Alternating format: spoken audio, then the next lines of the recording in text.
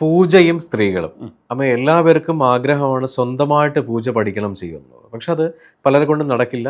ഈ പറയുന്ന സംസ്കൃത ശ്ലോകങ്ങളും പ്രമാണങ്ങളും അല്ലെങ്കിൽ ഈ ശ്ലോകങ്ങൾ ഉച്ചരിക്കാൻ തന്നെ പലർക്കും അറിയില്ല. അപ്പോൾ വളരെ ഷോർട്ട് ഡേയ്സ് കൊണ്ട് പലരും പൂജ പഠിക്കുന്നുണ്ട്. ഇതിൻ്റെയൊക്കെ എന്താ പറയുക, വരും വരായികൾ വളരെ വലുതല്ലേ? സ്ത്രീകൾ പൂജ ചെയ്യാൻ പറ്റുമോ? അല്ലെങ്കിൽ സ്ത്രീകൾക്ക് പൂജ ചെയ്യാനുള്ള എന്താണ് അതിനുള്ള ക്വാളിഫിക്കേഷൻ? ഈ പറയുന്ന ഒരു ഗണപതി ഹോമം തന്നെ ചെയ്യണമെങ്കിൽ ശരിക്കും പറഞ്ഞാൽ ഒരുപാട് മന്ത്രോച്ചാരണങ്ങളും ഒരുപാട് കാര്യങ്ങൾ പഠിക്കുകയും ചെയ്തിട്ടാണ് ഈ പറയുന്ന ഗണപതി ഹോമം തന്നെ ചെയ്യുന്നത്. സ്ത്രീകൾക്കും ചെയ്യാമോ? ഒന്ന് പറയാമോ? ഒരുപാട് പേര് ഇടയ്ക്ക് വിളിച്ച് ചോദിച്ച ക്വസ്റ്റ്യനാണ്, നമ്മൾക്കും പൂജ പഠിക്കാമോ സാറേന്ന്. ഒന്ന് നമ്മൾ പറയാം. നമസ്കാരം. നമസ്കാരം. സ്ത്രീകൾക്ക് പൂജ ചെയ്യാം. പിന്നെ സ്ത്രീകൾ പൂജ ചെയ്യുമ്പോൾ ഭക്ഷണം കിട്ടില്ല ആണുങ്ങൾക്ക്, അതാണ് അവര് പറയണത്. ഇപ്പോൾ പണ്ട് ലളിതാ സഹസ്രനാമം എൻ്റെ വീട്ടിൽ അച്ഛൻ സമ്മതിക്കില്ലായിരുന്നു. അച്ഛൻ വായിക്കുന്നത് എന്താണെന്നറിയില്ല. അമദാനന്ദമയി അമ്മയെ കണ്ട ശേഷമാണ് അമ്മയാണ് പറഞ്ഞത് ലളിതാ സഹസ്രനാമം. അവിടെ നിന്നാണ് പുസ്തകം വായിച്ച് 98 തുടങ്ങിയാണ് ഞാൻ ലളിതാ സഹസ്രനാമം വായിച്ചു തുടങ്ങി, ചൊല്ലി തുടങ്ങി. ഇപ്പോൾ കാണണ്ടായി. വിഷ്ണു സഹസ്രനാമം ജപിക്കാറുണ്ട്. ലളിതാ സഹസ്രനാമം ജപിക്കുമ്പോൾ അത് കുറച്ച് നേരം പിടിക്കും. ആദ്യമൊക്കെ പഠിക്കുമ്പോൾ കുറേ സമയം പിടിക്കും. അപ്പോൾ ഇതൊക്കെ കഴിഞ്ഞ് നമ്മൾ ഒരു കാര്യമുണ്ട്, ഞാൻ പറയും, സ്ത്രീകൾ കടത്ത് കഴിക്കില്ല. കടത്ത് കഴിക്കാതെ തന്നെ കാട്ടിക്കൂട്ടില്ല. അവർക്ക് പേടിയുണ്ടാവും. അപ്പോൾ അവർ കൃത്യമായിട്ട് പുരുഷന്മാർക്ക് കൊണ്ടിട്ടില്ല എന്നല്ല പറയുന്നത്.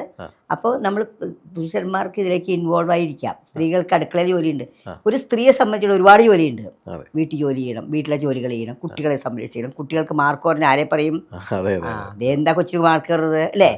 എല്ലാത്തിനും പഴി കേൾക്കേണ്ട ഒരു വർഗമാണ് സ്ത്രീ എന്ന് പറയുന്നത്. അങ്ങനെയൊന്നും അല്ല. അപ്പോൾ നമുക്കിപ്പം എല്ലാവർക്കും ഒരാളെ നിർത്തി ജോലി ചെയ്യിക്കാനൊന്നും സാധിക്കില്ല. രണ്ടുപേരുടെ വരുമാനം കൊണ്ട് നടക്കുന്നു വരില്ല. അപ്പം അങ്ങനെയുള്ള സമയത്ത് എന്ത് ചെയ്യും? സ്ത്രീ ഫുള്ളായിട്ട് രാവിലെ തുടങ്ങി വൈകുന്നേരം വരെ, പഴയ കാലത്താണ് ഈ രാവിലെ വൈകുന്നേരം അടുക്കളയിൽ തന്നെയാണ്. പഴയ കാലത്തുണ്ടായതാണ് ഈ സംഭവങ്ങളൊക്കെ, വേദങ്ങളും കാര്യങ്ങളൊക്കെ. അപ്പോൾ ഇവരൊക്കെ ജപിക്കാനും പഠിക്കാനൊക്കെ പറ്റും. എല്ലാവരും അടുക്കളയിൽ തന്നെ രാവിലെ എഴുന്നേറ്റ് അടുക്കളയിൽ ചെന്നു. അടുക്കളയിൽ ചെന്ന് ഭക്ഷണം കഴിഞ്ഞു. അത് കഴിഞ്ഞ് പിന്നെ ഉച്ചത്തെ ഭക്ഷണമായി. അത് കഴിഞ്ഞ് 4 മണിക്കായി. ഫുൾ ടൈം ഒരു സ്ത്രീ അടുക്കളയിൽ തന്നെയായിരുന്നു. ഇന്നത്തെ നില മാറി. ഇന്ന് ഒരു 1 hour മതി അടുക്കളയിലെല്ലാം പാചകം ചെയ്യാൻ. പിന്നെ അത് സൂക്ഷിക്കാൻ സംഭരണികളുണ്ട്, ഫ്രിഡ്ജ് അല്ലേ? അത് വെച്ചാൽ മതി. പിറ്റേ ദിവസം ദിവസങ്ങളോളം ഇരിക്കുന്ന ആൾക്കാരുണ്ട്. തെറ്റാണത്. പിറ്റേ ദിവസത്തേക്കൊന്നും പഴയത് കഴിച്ച് നമ്മുടെ ബുദ്ധിക്ക് ഓർമ്മ ഉണ്ടാവില്ല. അപ്പം നമ്മളിപ്പോൾ രാവിലെ ഉണ്ടാക്കി വൈകുന്നേരം വെച്ച്, വൈകുന്നേരം ചൂടാക്കി കഴിച്ചു, കുഴപ്പമില്ല. എല്ലാ സംവിധാനങ്ങളുണ്ട്. പഴയ കാലത്ത് സംവിധാനങ്ങളില്ലാത്ത സമയത്തെ കഥകളാണ് ഇതൊക്കെ. നമുക്ക് വായിക്കണ എന്താ കുഴപ്പം? സൗന്ദര്യലഹരി വായിക്കാം, ലളിതാസഹസ്രം, എന്ത് വേണമെങ്കിലും വായിക്കാം. പൂജ ചെയ്യുക എന്ന് പറഞ്ഞാൽ രാവിലെ എഴുന്നേറ്റ് ഒരു പുരുഷനെ സംബന്ധിച്ച് പെട്ടെന്ന് കുളിച്ച് കയറാം, മുടിയൊന്നുമില്ല. ഇപ്പോൾ സ്ത്രീയെ സംബന്ധിച്ച് കുളിച്ച് തോർത്തി വലിയ പണിയാണിതൊക്കെ. അപ്പോൾ പക്ഷേ അതിനൊക്കെ നമ്മൾ മറികടന്ന് പൂജ ചെയ്യുമ്പോൾ ആ പൂജയ്ക്ക് ഫലമുണ്ട്. എക്സാമ്പിൾ, മണ്ണാറശാലയിൽ അമ്മയല്ലേ പൂജിക്കണത് അല്ലേ? എന്താ അവിടുത്തെ പവർ, എന്താ ശക്തി? അപ്പോൾ സ്ത്രീകൾക്ക് പൂജിക്കാം. ഇന്നാളെ ഞാൻ സാധാരണ ഒരു അല്ല ഒരു വ്യക്തമായ ജനനത്തിന് ഉദ്ദേശമുള്ളൊരു ഉമാദേവി അന്തർജനം എനിക്ക് വ്യക്തമായിട്ട് അറിയാം. ഞാൻ അമൃത വെച്ച് പരിചയപ്പെട്ടതാണ്. അമ്മ പറയാറുണ്ട്, അമ്മയുടെ ജീവിതം തന്നെ മാറി. പിന്നെ കുടുംബജീവിതം ഇല്ല. പിന്നെ ഒരു ഒറ്റപ്പെട്ട മുറിയിലും ഒരു ഒറ്റ കുളിക്കാനായിട്ട് കുളവും സ്വന്തമായിട്ട് ഒക്കെയാണ് ഉള്ളത്. അത് അങ്ങനെയാണ്. പക്ഷെ അത് വേറെ. അത് നാഗദേവതകൾക്കിടെ മാരി നമ്മൾ വീട്ടിൽ പൂജ ചെയ്യുക എന്ന് പറയുമ്പോൾ, വീട്ടിൽ നമുക്ക് പൂജ ചെയ്യാം. ചെറിയ രീതിയിലൊക്കെ പൂജ ചെയ്യാം. നമ്മൾക്ക് ആവുന്ന രീതിയിൽ പൂജ ചെയ്യാം. സമർപ്പിച്ച് പൂജ ചെയ്താൽ എന്തും ഫലമുണ്ട്. പണ്ട് ഇതുപോലെ തന്നെ എൻ്റെ ഒരമ്മയുടെ അമ്മാവൻ ഒരു സ്വാമിയായിരുന്നു. ശാന്താനത്ത് തീർത്ഥപാദർ എന്ന് പറയും. അദ്ദേഹം എപ്പോഴും പറയായിരുന്നു, ഗണപതി ഹോമം നിങ്ങൾക്ക് ചെയ്താൽ എന്താ കുഴപ്പമില്ല, പറഞ്ഞു തന്നിട്ടുണ്ട്.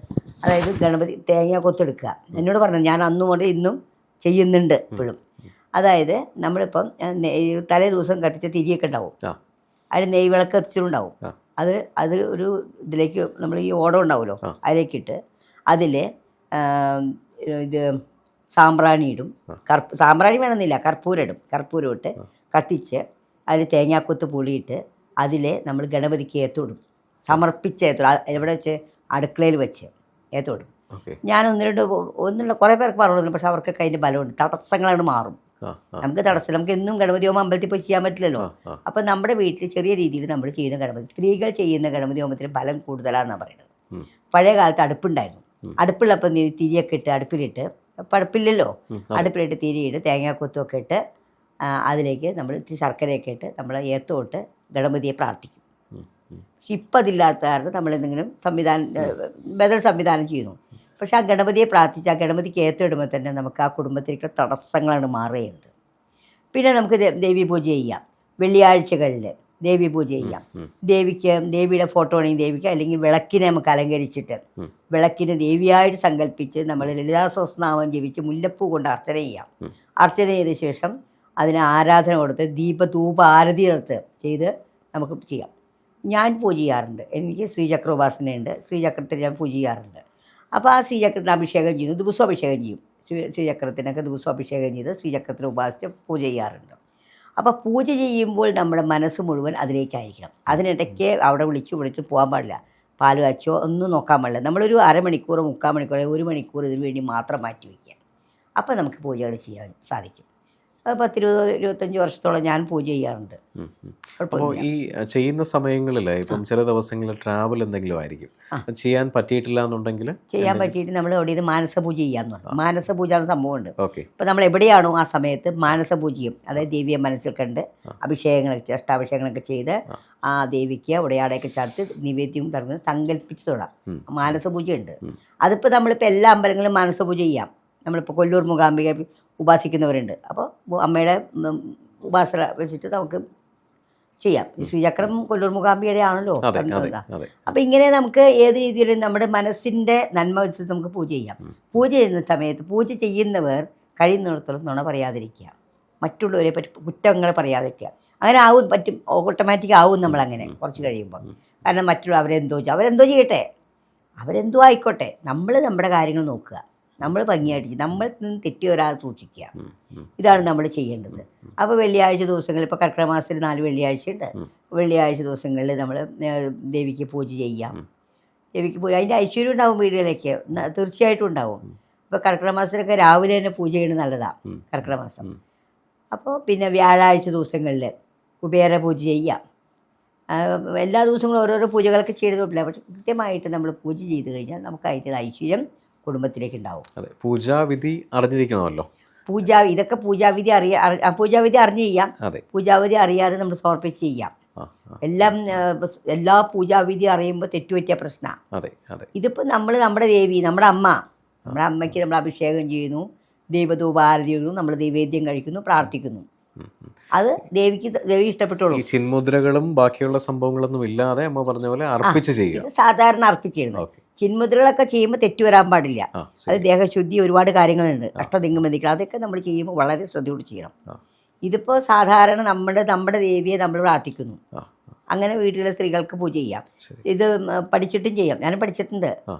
ഭഗവത് സേവ, ഗണപതി ഹോമം ഇതൊക്കെ പഠിച്ചിട്ടുണ്ട്. പക്ഷെ അങ്ങനെ ചിട്ടവിട്ടേ ചെയ്യാറില്ല. ഞാൻ എൻ്റെ സാധാരണ രീതിയിൽ നമ്മുടെ അമ്മയെ നമ്മൾ വിചാരിക്കുന്ന മാതിരി ചെയ്യാം, അത്രേ ചെയ്യാറുള്ളൂ. വിധാനത്തോട് ചെയ്യുമ്പോൾ അതിന് ഒരുപാട് ബുദ്ധിമുട്ടാണ്. ഗണപതി ഹോമം ചെയ്യാൻ ഒരുപാട് വിധാനങ്ങളുണ്ട്. അത് വെച്ച് ചെയ്യുമ്പോൾ നമ്മുടെ ഇതൊന്നും പോരാ. അതെ, പൂജ വിധിയാവണ്ണം ആ പറയുന്ന വിധാനത്തോടു കൂടി ചെയ്യുന്നത് നല്ലൊരു ആചാര്യന്റെ ശിഷ്യത്വത്തിൽ പഠിച്ചു ചെയ്യാനായിട്ട്. ഇതിപ്പോ അമ്മ പറഞ്ഞതുപോലെ ഒരു സമർപ്പണ മനോഭാവത്തോടുകൂടി സാധാരണ രീതിയിൽ അമ്മയെ വിളിച്ച് പ്രാർത്ഥിക്കുകയും പിന്നെ ഈ പറയുന്ന നിവേദ്യങ്ങൾ അർപ്പിക്കുകയും ചെയ്യാന്നുള്ളതാണ്. അപ്പം നമുക്ക് എന്ത് ലഭിച്ചാലും നമ്മൾ ദൈവത്തിന് സമർപ്പിച്ചിട്ടേ എടുക്കുള്ളൂ. എന്ത് സാധനം, പൈസ ആയാലും സാധനങ്ങളായാലും എന്ത് സാധനം ഭഗവാനെ സമർപ്പിച്ചെടുക്കുള്ളൂ. അപ്പോൾ ആ അവിടുത്തെ വിശ്വാസം നമുക്കുണ്ടാവും. എന്തായാലും സന്തോഷമേ. ഒരുപാട് പേര് ആഗ്രഹിക്കുന്നതാണ് എനിക്ക് പൂജ ചെയ്യാമോ എന്ന് ഒരുപാട് സ്ത്രീകൾ ചോദിക്കാറുണ്ട്. അവർക്കൊക്കെ ഒരു പൂർണ്ണമായിട്ടൊരു സന്തോഷം കിട്ടുന്നൊരു വാർത്ത തന്നെയായിരിക്കും ഇത്. സന്തോഷം, നന്ദി, നമസ്കാരം. നിങ്ങളുടെ ജീവിതത്തിലെ വലിയൊരു മാറ്റങ്ങൾക്ക് വേണ്ടി അബാക് ജ്യോതിഷം നിങ്ങളോടൊപ്പമുണ്ട്. നിങ്ങളുടെ ജീവിതത്തിൽ വരുന്ന ഏതു തരം ജ്യോതിഷപരമായ, പൂജാപരമായ അല്ലെങ്കിൽ വാസ്തു സംബന്ധമായ എന്താവശ്യങ്ങൾക്കും അബാക് ജ്യോതിഷത്തിലെ കൺസൾട്ടൻറ്റുമായിട്ട് നിങ്ങൾക്ക് സംസാരിക്കാൻ ഈ താഴെ കാണുന്ന നമ്പറിൽ വിളിക്കാവുന്നതാണ്. അതിലുപരി ജ്യോതിഷപരമായ പുതിയ അറിവുകൾ നിങ്ങൾക്ക് ലഭിക്കുന്നതിന് വേണ്ടി ഈ പറയുന്ന ചാനൽ സബ്സ്ക്രൈബ് ചെയ്യാൻ മറക്കേണ്ട ആവശ്യമില്ല. Thank you.